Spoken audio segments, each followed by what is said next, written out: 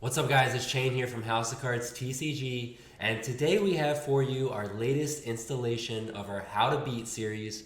We're going to go to Tenyi Swordsoul. It's picking up steam everywhere. At the Philly Regional we just went to, it got 2nd place and it got 6th place.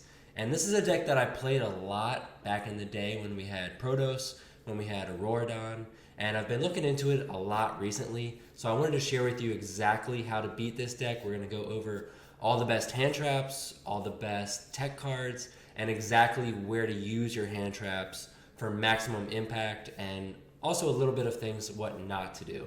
So make sure to watch the video all the way through. Let me know if you have any questions down below. We always like to hear your feedback. Make sure to like the video. Make sure to subscribe to the channel. We really want to get to 3,000 subs. And let's go ahead and hop right in. House of Cards. TCG. So first off, make sure to check the link in the description for our official House of Cards TCG merch. We got this awesome hoodie, got a lot of compliments at the Philly Regional. It's super nice, super comfy. Obviously the design looks great, so make sure to check that out. And we also have a custom playmat. And it's a really nice material, it feels really good, the cards slide really nice, and it just has a really nice clean look to it, so make sure to check that out. So here is a sample deck list. This is kind of what I was toying with. The Book of Eclipse is just kind of a flex card, same with Imperm, Nib, Ash. You can see the deck plays a lot of flex cards. So you have 3, 6, 9, 12 spots plus the desires, plus Circle's kind of a tech choice as well. It's just really good into Kashtira. So this is kind of what you're going to be looking at. So this can help you anticipate the plays that your opponent might make. They're going to be, and we'll go over what the end boards look like afterward, but keep in mind that the deck can play a lot of tech cards, so they're probably going to have hand traps backing up their board. They're also going to most likely side into floodgates. So Anti-Spell is a really strong floodgate this format. Rivalry is really good depending on what deck you have.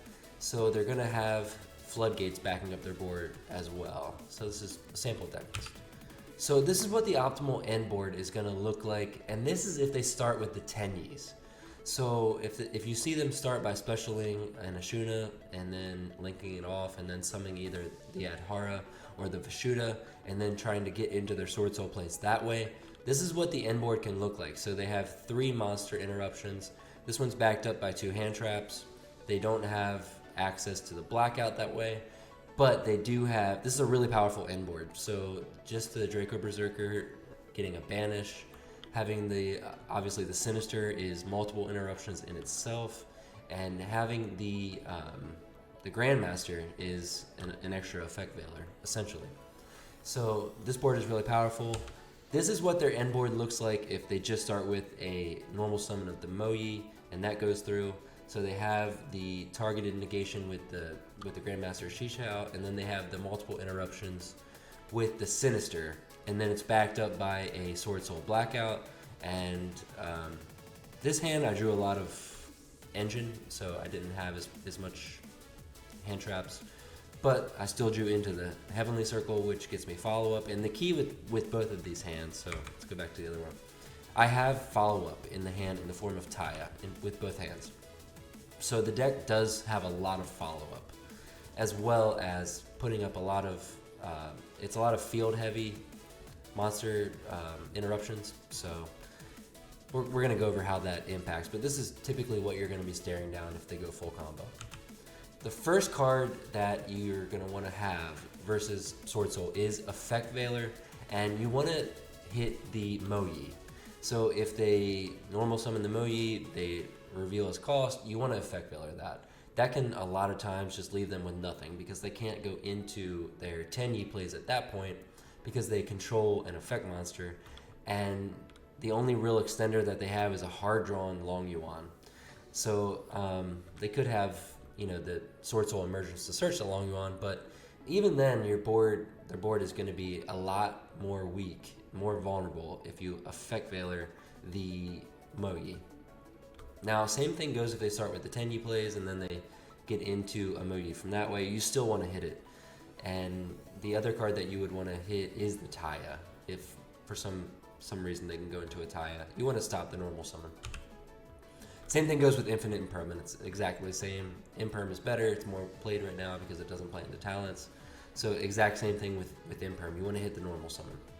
You could hold this potentially and then try to hit the Sinister if your deck just flat out loses to Sinister, but I wouldn't recommend holding this unless you have Nib as well and you think that they're going to go into something like a Baron, which the deck really isn't playing Baron. Sorry, I just skipped ahead. But they're really not summoning Baron too much. It's just a really suboptimal play to go into Baron. So Gamma. Gamma is really strong. Most people aren't maining this card, but if you can side this card and you hit the normal summon with this. So you want to hit the Moyi, you want to hit the Taya, and Gamma's just really strong. The only downside is it lets them go into their Tenyi plays, but even then they're going to exhaust a lot of resources trying to play through that. So Gamma is a really strong card versus Swordsoul. Next thing is Nib. Nib can be a god card versus Swordsoul, and I'm going to go into how that is. So when they go normal summon Moyi, they reveal for cost, they summon out the token, then typically they want to go into the Long Yuan, and they summon out Long Yuan, they pitch a card, and then they go into their Sinister. And the reason that is because Sinister turns into a draw too, because you have the Sinister draw, and you have the Moyi draw, and you have the Grandmaster Surge. So they're getting a lot of pluses from that. So when they go for that play, they're going to have the Moyi plus the token, plus the Long Yuan plus the token, and then they're going to go into Sinister. When they go into Sinister, that's 5 summons. So right there, you can hit them with a Nib. And that's going to be a really strong combo versus them. The only way you're punished is if they have a Tenyi in hand that they can summon out, and they can still go into the Grandmaster that way. They're not going to get all the pluses. You're not going to have to face down a Sinister Sovereign, which is a really hard card to play through, especially like if you're playing Kashtira. The Sinister just puts in a lot of work. You try to summon a Unicorn or a Fenrir, and they just banish it. So, I mean, and then you activate Birth to try to bring it back, and they just banish it. So the Sinister is really strong. You want to prevent that, especially if you're playing Kashtira. Nibiru can be really strong. It's even better if they start with their Tenyi plays. If they start with their Tenyi plays, they've already exhausted their way to play through Nib. And when I say play through, they're not putting up an optimal board, but they're still able to put up interruptions through a Nib. But if they start with the Tenyi plays to try to get them into the Swordsoul and you hit them with a Nib, then they're really not going to have anything. It also shuts off the Swordsoul blackout because they're not going to control a Worm or a Swordsoul. So Nibiru is really strong. If you can fit this in your main or side, I would highly recommend it. The Swordsoul deck, like I said, is popping off. It's everywhere, and you'd rather have a Nib than not. Lava Golem. So you saw the end boards. It's very monster heavy. Lava Golem is really strong versus the end board of the Sinister Sovereign and the Grandmaster Shishao, because not only does it turn off those 3 interruptions, 2 cards, 3 interruptions, it also turns off their blackout. So Lava Golem is a god card versus them. You want to play Lava Golem if your deck can. I'm playing Swordsoul. I'm playing Kashtira, and I'm playing Lava Golem because it has such flexibility. It's great versus Trap Tricks. It's great versus the Mirror Match. It's great versus Swordsoul. It's a really strong card, and it's very difficult to interact with. There's really no way of stopping it. If I draw the Lava Golem, I'm slapping it down. So I highly recommend Lava Golem. It's really strong, even versus the Tenyi board where they have the 3 interruptions. You still wipe out 2 of those. Really powerful. Lightning Storm. Like I said, their board is monster heavy, and they all have very high attack and low defense. So they're going to be summoned in attack position. Lightning Storm's even really good games 2 and 3 because, like I said, they're going to side into Floodgates. Obviously, Anti-Spell would turn this off, but if they're only playing like a Rivalry, hitting the Blackout plus hitting the Rivalry can be really strong. Or, like, for some reason, if their monster's in defense position, you can sometimes just summon and beat over them. But Lightning Storm is a really strong side card versus Swordsoul. Same with Regeki. You turn off the Blackout, you wipe out their monsters. They don't have typically an Omni Negate, they don't have protection. So being able to wipe out their monster boards are really strong. Book of Eclipse. This card's, again, like I said, their board is monster heavy. So if you can flip them face down, they're not going to be able to interact with you. The only downside of this card is that Blackout can still tribute. You can still tribute a face down to pop 2, which if you still lose to the Blackout, then Eclipse is probably not the right card. Unless you pair it with other interruptions, like you have Eclipse plus a Lightning Storm to wipe out the back row, Cosmic, etc. Twin Twisters, but Eclipse is strong because you wipe out their monster interruptions, which are the most powerful interruptions in the deck. Triple Tactic. This card is really good because we're going to go over the other cards that are powerful. This card can search you a evenly matched, which if you look at their end board, it loses to evenly matched. There's no spell or trap negate, there's no omni negate, so wiping them down to 1 interruption, which if they keep the Sinister is still difficult for you to play through, so keep that in mind, and you lost your battle phase. But Triple Tactic can also grab the Triple Tactic's Talent, which is really good, and we'll go over that.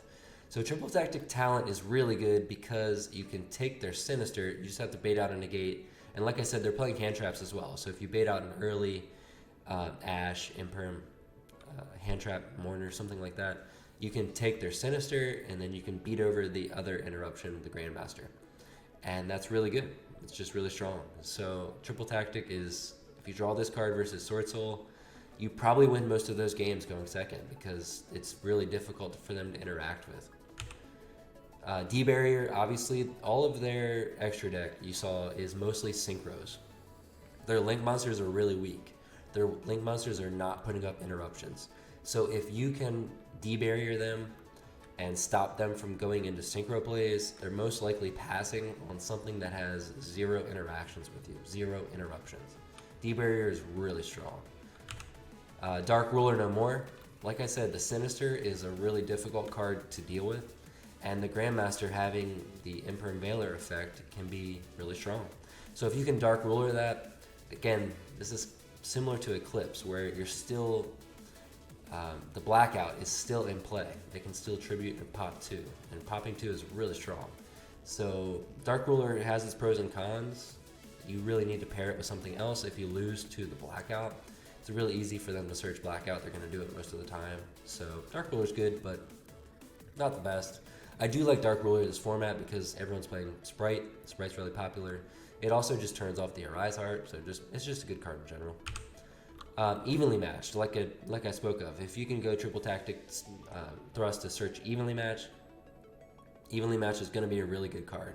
They're most likely going to keep the Sinister because that's multiple interruptions within one card.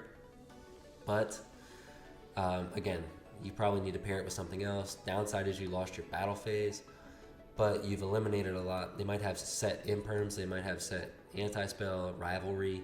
Evenly just deals with all of that. They're really not putting up Omni Negates, so Evenly is a really strong card to side in versus them. Ibly. If you can give them an Ibly, looking at their extra deck, there was very few ways to interact with that. A lot of Swordsoul players, keep this in mind, they have switched to playing cards like Dark Hole or Enemy Controller as a way to out the Ibly because they can't play through this. Especially if all your monsters are in defense position. They can't just switch it to attack and try to crash it. It really punishes them if you can give them an Ibly and they're not playing a card like Dark Hole or they don't draw it. Put them on Better Habit. Ibly's a really strong card. So make sure to think about siding in Ibly if your deck can play it, or if you're playing something like Sprite, which can give them Ibly as an option. It really punishes Swordsoul. It's difficult for them to interact with. So I would really recommend playing Ibly if your deck can. That's all we have for the video today. Let me know down below which video you want to see next. Do you prefer our How to Beat series? Do you want to see live duels? Do you want to see deck profiles, combo tutorials, etc.? Let us know. We really appreciate your feedback. It means a lot to us. We look forward to seeing you at big events. Make sure to like the video, comment down below, subscribe to the channel. And this is Shane from House of Cards TCG, signing out.